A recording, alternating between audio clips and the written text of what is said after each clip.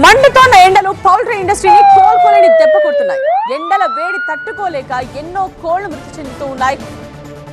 ఉమ్మడి తూర్పు గోదావరి జిల్లాలో 4 రోజుల్లోనే 18 లక్షల కోళ్లు మృతి చెందడం కలకలం రేపుతోంది.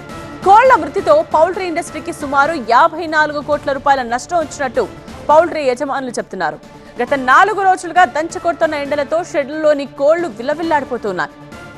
స్ప్రింక్లర్స్ వాటర్ స్ప్రే చేస్తున్నా కోళ్లు మృతి చెందుతూనే ఉన్నాయి. కొద్దిగా భరించలేని ఎండవేడితో కోళ్లు బలవుతున్నాయి. ప్రధానంగా ఈ నెల 20 నుండి పెరిగిన ఉష్ణోగ్రతలతో ఫారాల్లో కోళ్లు అల్లాడిపోతున్నాయి.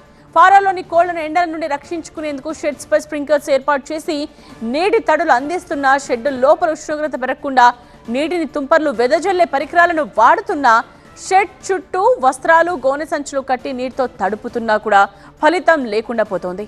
పెరిగిన వేడి వడగాళ్లు ఉక్కపోతలకు ఉక్కిరిబిక్కిరై లక్షల కోళ్లు చనిపోతున్నాయి. లక్షల్లో కోళ్లు చనిపోతూ ఉండడంతో పౌల్ట్రీ యజమానులు లబోదిబోమంటున్నారు. గత 40 ఏళ్లలో ఇలాంటి పరిస్థితి ఎప్పుడూ లేదన్నారు AP poultry federation general secretary Padala Subba Reddy. ఇప్పటికే దాణా ధరలు పెరిగి ఇబ్బంది పడుతున్నామని, ఇప్పుడు కోళ్ల మృతితో పెద్ద ఎత్తున నష్టాలు వస్తున్నాయని ఆవేదన వ్యక్తం చేశారు. ప్రభుత్వమే ఆదుకోవాలని వేడుకుంటున్నారు. పౌల్ట్రీ ఫీల్డ్లోకి వచ్చి సుమారుగా 40 సంవత్సరాలు అవుతుంది. ఈ 40 సంవత్సరాల్లోని ఈ సంవత్సరం ఉన్నటువంటి దారుణమైన పరిస్థితి ఎండాకాలం ఇంతవరకు ఎప్పుడు మేము చవి చూడలేదు.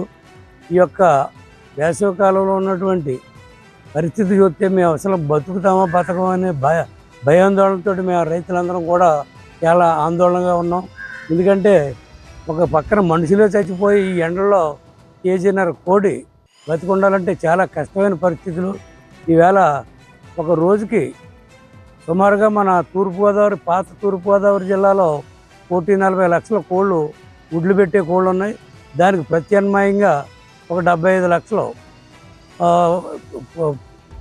గ్రోయర్స్ 6 ఉంటాయి.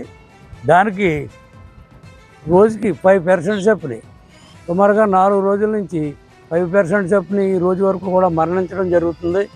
మరి ఈ మరణించిన దానికి మాకు ఏ రకమైనటువంటి ఆధారం లేదు, ఏమీ కూడా రికవరీ లేదు. ఈ రకంగా ఉంటే ఈ పౌల్ట్రీ పరిస్థితి ఏమవుతుందో చాలా ఆందోళనగా ఉంది.